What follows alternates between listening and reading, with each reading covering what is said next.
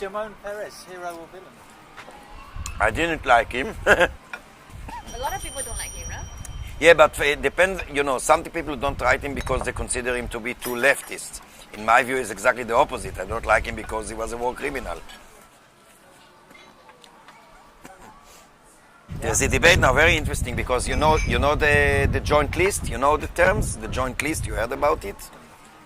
Up till the last elections, about 16 months ago,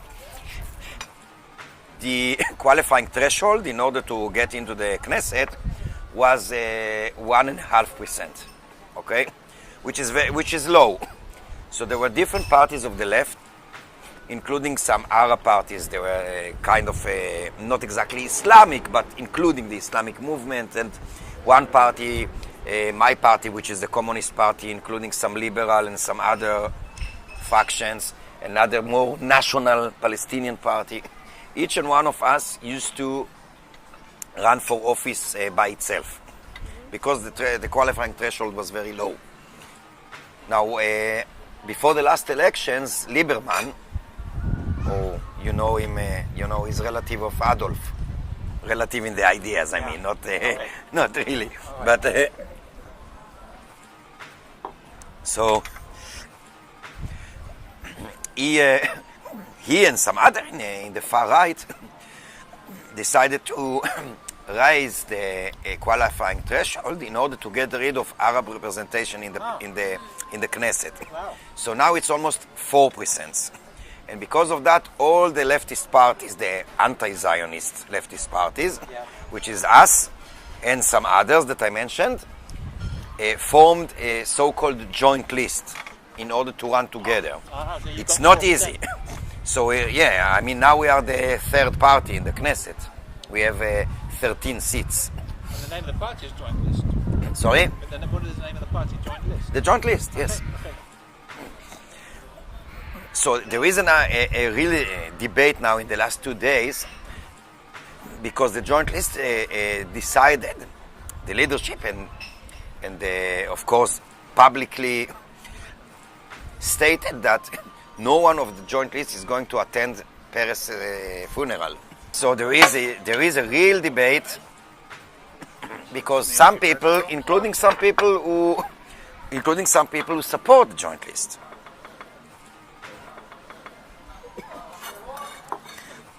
they say it was a mistake, that it's not good, that it's not only shameful, but it's one person even wrote on the Facebook that he will never vote for the joint list, and he added a photo of a torn, note of the joint list, And some other people, including myself, argue that it is not only reasonable but required not to attend the funeral.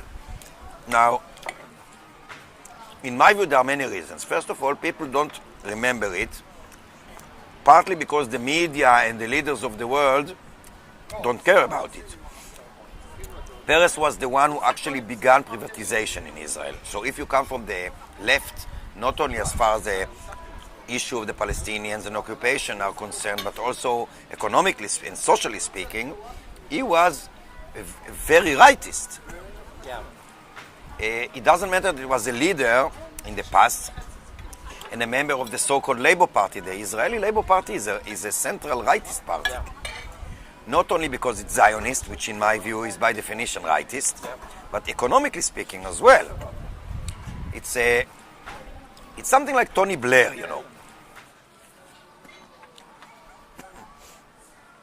This view is not common, obviously, amongst Israelis anymore. I mean, what percentage of the population would you say, roughly speaking, holds this view, is anti-Zionist basically? Among the Jews, it's, if you ask them, so you will find that less than 10%. Less than 10%. If you ask them what Zionism is, yeah, then they might debate anyway. most of them don't know. Oh. Really don't know. They were brainwashed to define themselves as such, but they really don't have any idea about the history and the ideas, the ideology, anything, even the figures of Zionism. Nothing. I mean, Theodor Herzl, the name Herzl, he was the founder of Zionism, the Zionist movement. And there is a picture of him in the Knesset, just, behind where the members of the Knesset speak when they give the speeches. So there's a big picture of Herzl just behind the stage. I'm sure that 90% of the members of the Knesset don't know anything about what he wrote. For instance, in one of his books, and I don't say to defend his ideas because I'm against it, but he warned Jews not to become racists. Right.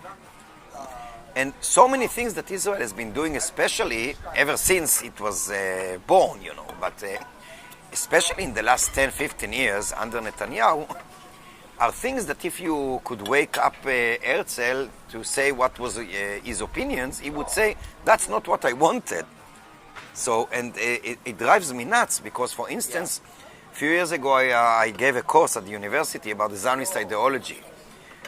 There were something like, I don't remember, 50 students, something like that. I think I could count on one hand how many of them actually knew anything about it. So, if you ask them, are you Zionist? They would say, yes, I am Zionist, of course, obviously. What does it mean? I don't know. So they literally say they don't know. They literally don't know. Can I ask what kind of pressure do you have upon you? I mean, can you kind of say pretty much what you want, express what you want, or do you feel like people are, watching you? Have you ever been threatened? Like, what's life like? Look, I have been threatened a few times. I don't know if you followed, but last December there was a row in Israel, even a discussion about me personally at the Knesset, because I called the Minister of Justice filthy neo-Nazi. Yeah. I don't know if you saw that. That's what attracted us to you. Right, okay. So there was but I must say that until now, at least, the university was okay. Right. The university said that as long as our professors don't say such things in class, it's their private business. We wouldn't get involved. Oh wow. That's So that's okay. That's pretty good. For how long, I don't know, because you know that the Minister of Education is even worse. Yeah. Really? He's the fascist, and a racist. He's a disgusting figure. So, as Dave was asking, do you feel that you're marginalized these days? Politically, of course, yes, and as if we're talking not about me personally, but about my political affiliations. So definitely, I mean, that's the reason that I supported my party not going to the funeral today. Because on the one hand, there is a systematic marginalization, systematic discrimination, and on the other hand, you expect us to come to the funeral of this guy who is partly responsible for this marginalization and discrimination. Go fuck yourself. It's the very expectation is so hypocritical. Is there an end game? Is there that much intelligence behind it? You mean an ideal solution or a realistic one? Yeah, I mean, Okay, these guys are moving in a direction. Are they keeping the status quo? Are they trying to encroach much deeper into the Palestinian territory? Keep those people at bay? Is that really This is as a matter of fact. Look, I think that Netanyahu believes, and of course not only him as a person, most of the government believe that the status quo can be pursued, which is of course nonsense. There are two alternatives, either a solution or backlash. There's nothing like status quo. Right. But they believe, some of them believe, and especially Netanyahu, that the conflict may be managed, because you know that there are two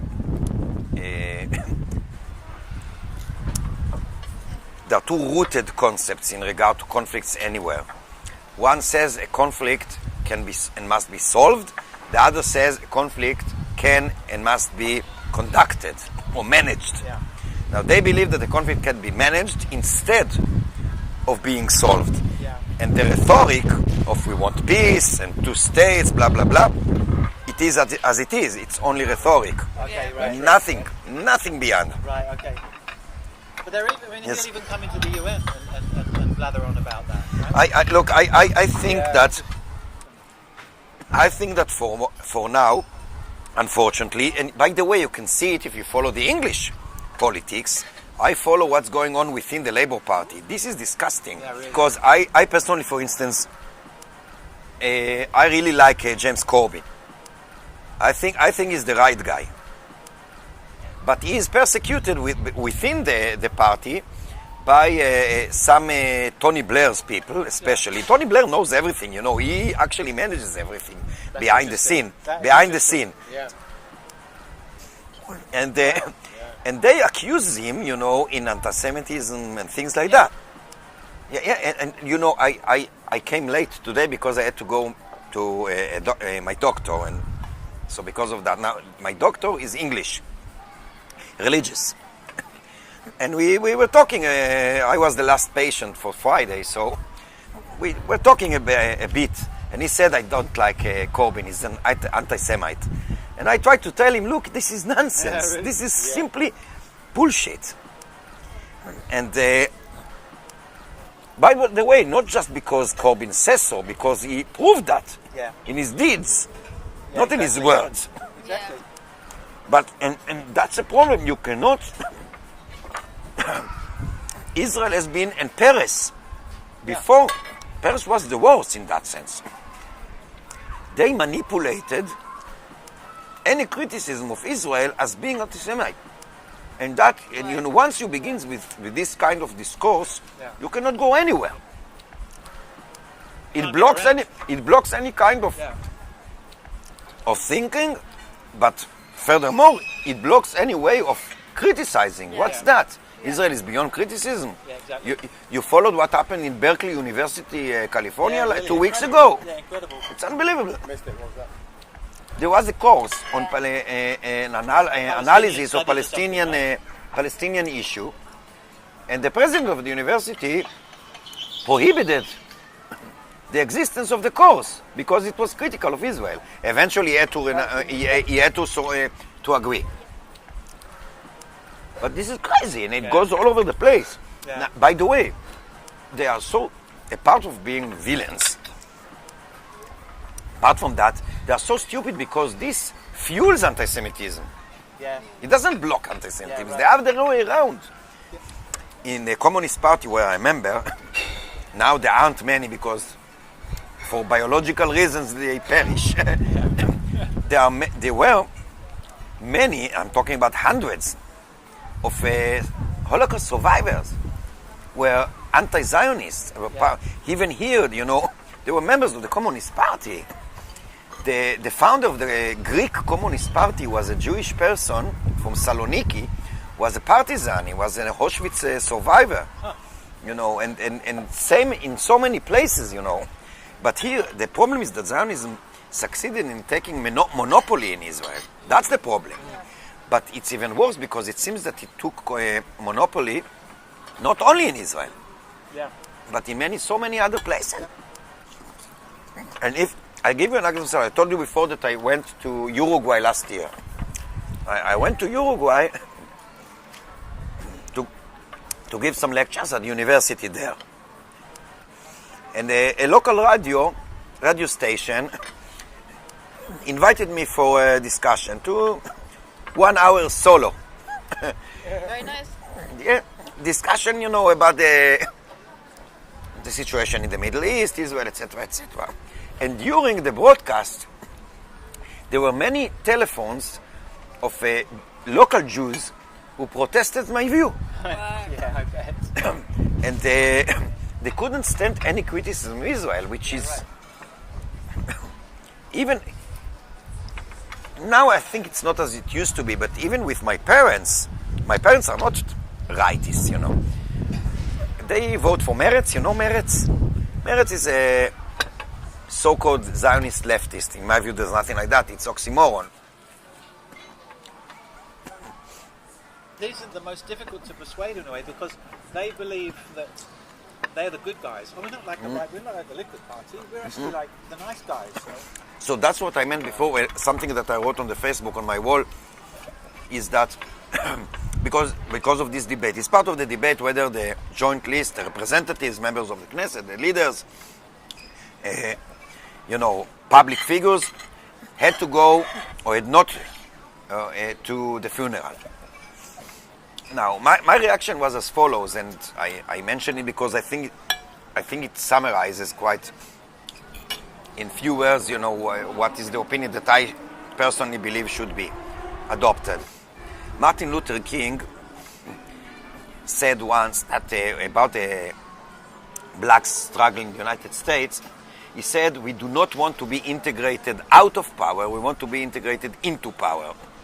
Now, I think that's the whole story, because people expect the leaders of the Palestinian national minority in Israel to come to this funeral as if they were integrated out of power.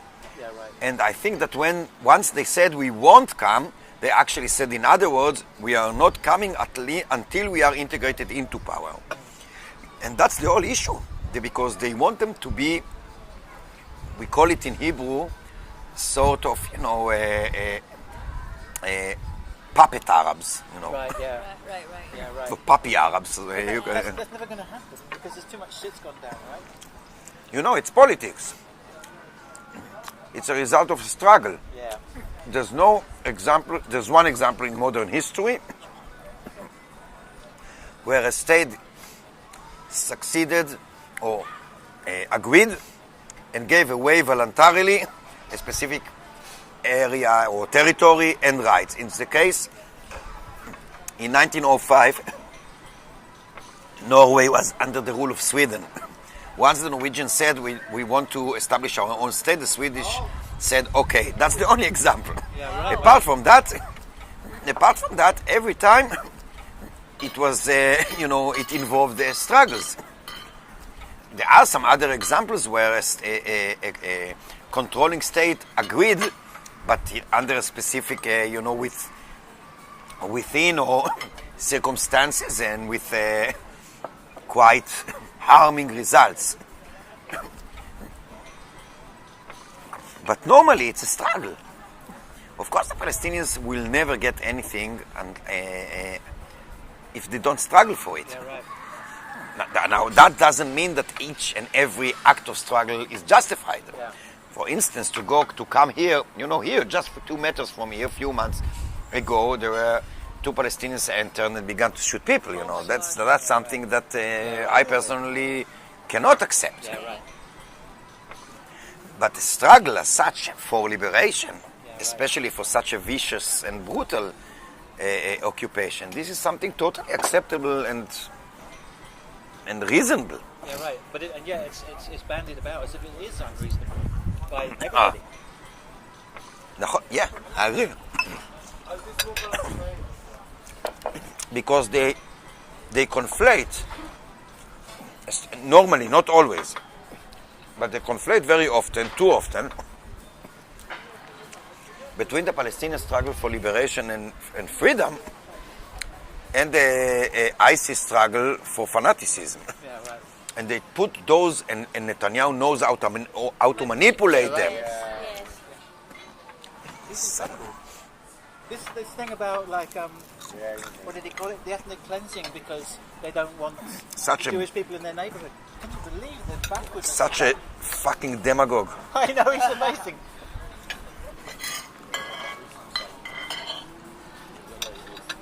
And it's unbelievable because he caused so much damage to the Israeli society, and he's still the most popular figure, political figure. Will he get another term? If he likes that, Yeah. the only one that threats him is Yair Lapid. You know Yair Lapid? We need 10 hours to talk about this moron. He's the leader of a so-called Central Party, but it's central my ass, He's also rightist, but this guy is also so stupid and ignorant. It's unbelievable that now, on the polls, he's leading over Netanyahu. He used to be a journalist. He wrote in a newspaper, for instance, about Copernicus as an ancient Greek philosopher. Copernicus, the Polish astronomer. Yeah? Things like that is ignorant and stupid. Wow. And it's very popular. because the people are ignorant. They are made like that to be, Yeah, you right. know. What about the younger generation? Do you think their mindset can be influenced by Unfortunately, the real facts? the polls, and not only the polls, some academic, research show that the most righteous in Israel are the youth, which is a very bad prospect for the future. Yeah. By In Israel, once you are 16, you get the first call to the army. Yeah. yeah. Just to attend, you are not recruited at this stage. But it's mandatory, right? What you get, you don't go. Yes, I've been in jail 4 times for not going to the occupied territories. Yeah. But in reserve, not in the. When I was 18, I went there just like anybody else because I was brainwashed too. yeah. So you had a change of mind in what During the service, actually. really? Because I mean, it's understood to have a kind of enabling effect. It tends to make people feel even more like a brotherhood against. On both sides, Oh, you it can was find. both Yeah, ways? yeah. Oh, interesting. So you were a young man and you saw the bullshit that was going on and you began to change your mind. Look, I was never a rightist. I went to a youth movement which is associated with the Zionist left, and I went to the army. I even was, in the parachuters and things like that. But during the service, I began to think differently. And thereafter, when I went to the university, it fostered, And then once I was called to the reserve to go to the territories, I said no, and then I went to jail, time and time again. And then I went for my studies in England and the United States and in South America. When I came back, there was the second intifada, Yeah, right. And then I said, it doesn't matter if you call me to go to the territories or otherwise, I won't go anywhere. So they just told me, okay, go home.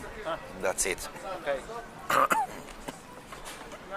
Because they understood that, they knew that I already went 4 times to prison, so Yeah. So they realized that there's no way. wasting everybody's time. and resources. Yeah, exactly.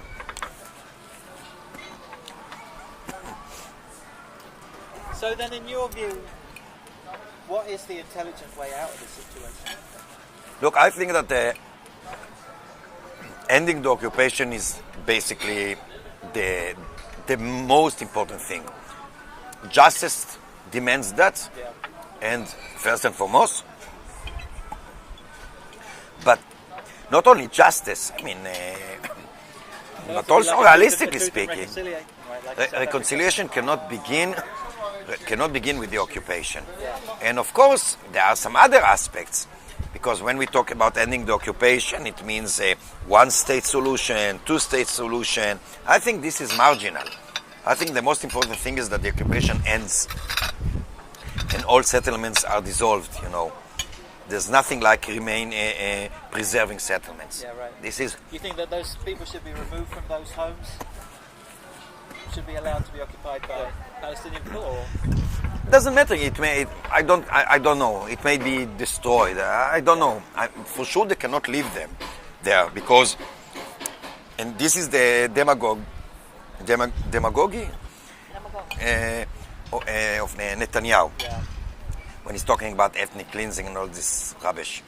Because those people have been living for 40-something years now, almost 50, on a stolen land, The Palestinians, and any reasonable person need not be a Palestinian, cannot accept. There's no equilibrium, there's no balance between Palestinians living in Israel because the state invaded.